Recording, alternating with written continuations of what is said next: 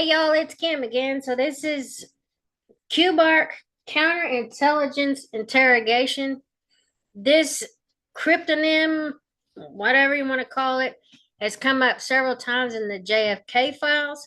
And so I found this document because somebody recommended it on another podcast because I watch a lot of stuff. And so I think it was that John Kiriakou. He was a former CIA. I guess he was an analyst, but then I thought maybe he did some operation. So I'm not really sure what his role is. I know he's been on several podcasts. Very fascinating guy. If you haven't found him, um, he was on with uh, dang it, I can't think of his name. Julian Dorsey, Dory. Yeah, I can't remember. He's been on with several different people. Dalton something or another. Anyway, if you just Google his name or put it in the YouTube search thing, I'm sure you can find it. It's Kiriakou. Is the last name is like Kiriakou, I think. Kiriakou. That sounds about right. Anyway, it was fascinating guy. I mean, just a wealth of knowledge. I usually like listening to that kind of stuff because it's like then it just gives me ideas and then I kind of go off on one of these tangents, looking stuff up like a rabbit hole. Like even with the 9/11 stuff, I mean, I think that was mentioned. But anything like to do with some of our intelligence agencies, that's kind of like fascinating to me. But anyway, let me go on. I'll just play it, read a little bit of this. But anyway, again, this is Kubark Counterintelligence Interrogation.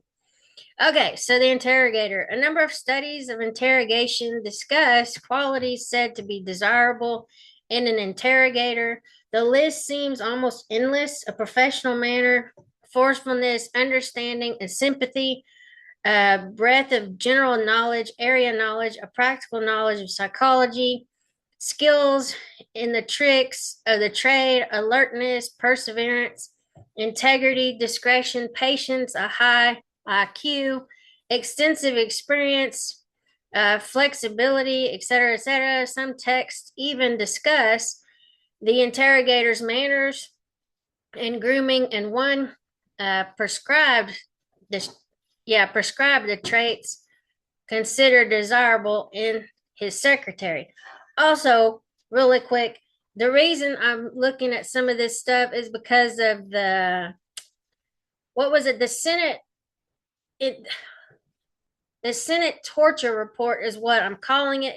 It has a long name, and if you've looked at any of the other YouTube videos I've done on it, I mean, it describes in detail some of the stuff that they did to some of the people after 9/11, like some of the terrorists and the people that were surrounding them. They were looking for information. They used kind of torturous tactics to get the information. And I'll make another video on that. I think I've already got about 7 of those. If you're interested, I mean, it's just kind of fascinating to look through this stuff and then just like, really? This is what they were doing. So anyway, I'm sorry. I had to stop for a second.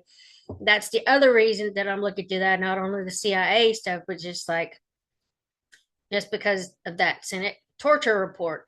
But anyway, so a repetition of this catalog would serve no purpose here, especially because almost all of the characteristics mentioned are also desirable in case officers, agents, policemen, salesmen, lumberjacks, and everybody else. The search of the pertinent scientific literature disclosed no reports of studies based on common denominator traits of successful interrogators or any other controlled inquiries that would invest these lists with any objective validity. Perhaps the 4 qualifications of chief importance to the interrogator are enough operational training and experience to permit quick recognition of leads, real familiarity with the language to be used, and extensive background knowledge about the interrogatee's native country and intelligence service, if employed by one, and a genuine understanding of the source as a person. Something's been taken out here. So stations and even a few bases can call upon one or several interrogators to supply these prerequisites individually or as a team. Whenever a number of interrogators is available, the percentage of successes is increased by careful matching of questioners and sources and by ensuring that rigid pre-scheduling does not prevent such matching. One of the four traits listed, a genuine insights into the source's character and motives, is perhaps most important but least common. Later portions of this manual explore this topic in more detail. One general observation is introduced now, however, because it is considered basic to the establishment of rapport, upon which the success of non-coercive interrogation depends. The interrogator should remember that he and the interrogatee are often working at cross purposes, not because the interrogatee is malevolently withholding or misleading, but simply because what he wants from the situation is not what the interrogator wants. The interrogator's goal is to obtain useful information, facts with which the interrogatee presumably has acquired information. But at the outset of the interrogation, and perhaps for a long time afterwards, the person being questioned is not greatly concerned with communicating his body of specialized information to his questioner. He's concerned with putting his best foot forward. The question uppermost in his mind at the beginning is not likely to be, how can I help PB Prime, which is another cryptonym that was in the CIA files, but rather, what sort of impression am I making? And almost immediately thereafter, what is going to happen to me now? An exception is the penetration agent or provocateur sent to a Kubark field installation after training in withstanding interrogation. Such an agent may feel confident enough not to be gravely concerned about himself. His primary interest from the beginning may be the acquisition of information about the interrogator and his service. A skilled interrogator can save a great deal of time by understanding the emotional needs of the interrogatee.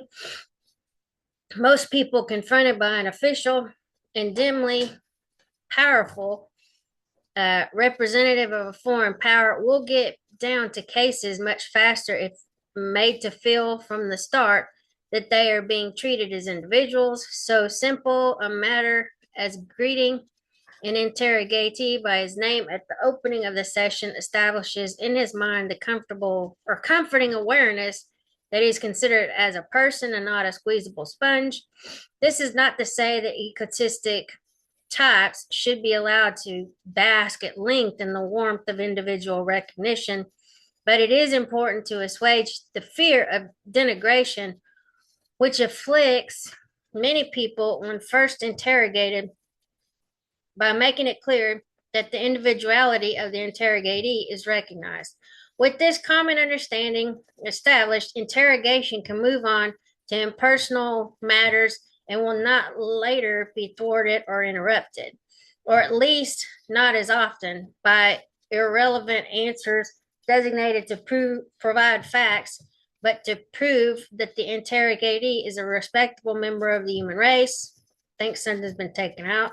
Although it is often necessary to trick people into telling what we need to know, especially in CI interrogations, the initial question which the interrogator asks of himself should be, how can I make him want to tell me what he knows, rather than how can I trap him into disclosing what he knows.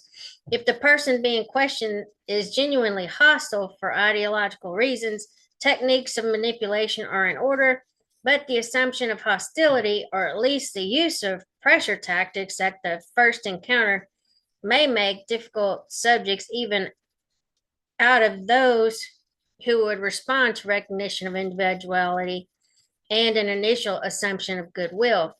Another preliminary comment about the interrogator is that normally he should not personalize. That is, he should not be pleased, flattered, frustrated, goaded, or otherwise emotionally and personally affected by the interrogation. A calculated display of feeling employed for a specific purpose is an exception, but even under these circumstances, the interrogator is in full control. The interrogation situation is intensely interpersonal.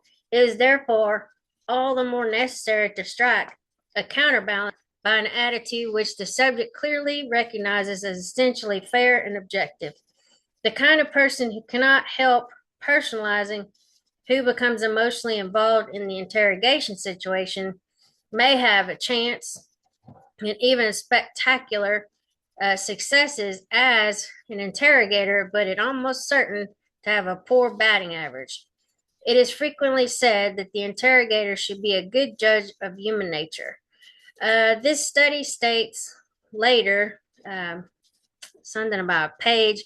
Great attention has been given to the degree of which persons are able to make judgments from casual observations regarding the personality characteristics of another. The consensus of research is that with respect to many kinds of judgment, at least some judges perform reliably better than chance. And nevertheless, the level of reliability in judgments is so low that research encounters difficulties when it seeks to determine who makes better judgments. In brief, the interrogator is likelier to overestimate his ability to judge others than to underestimate it, especially if he's had little or no training in modern psychology.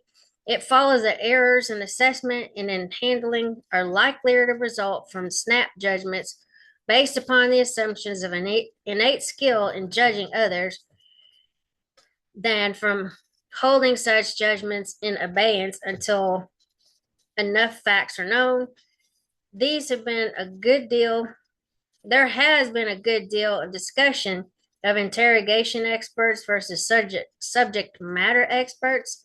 Such facts are available suggest that the latter have a slight advantage, but for counterintelligence purposes, the debate is academic. It is sound practice to assign inexperienced interrogators to guard duty or to other supplementary tasks directly related to interrogation so that they can view the process closely before taking charge.